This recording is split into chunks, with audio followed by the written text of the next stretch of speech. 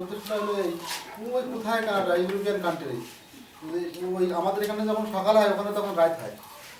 কত পার্থক্য! আমরা যখন সকালবেলা সূর্য দেখি, ওরা যখন রাত্রে সূর্যদের ডুবে যায়। এত দূরে তারা অবস্থান করতেছে, তারা এই টাকাটা ডেভেলপ করতেছে, আপনাদের টাকাটা দিচ্ছে আপনাদের ডেভেলপ করার জন্য। বা এই এই সমস্ত অনুষ্ঠান করতে এই যে আপা আসছে, আমরা আসছি, বা বিভিন্ন ধরনের লোকজন আসছে, বা আপনারাও আসছেন, এর ব্যয় আছে না?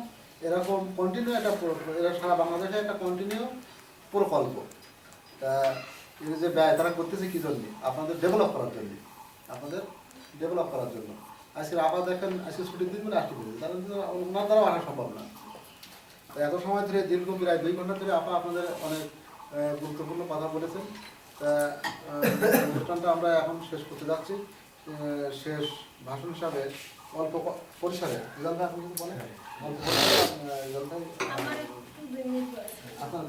শেষ করে দেবেন।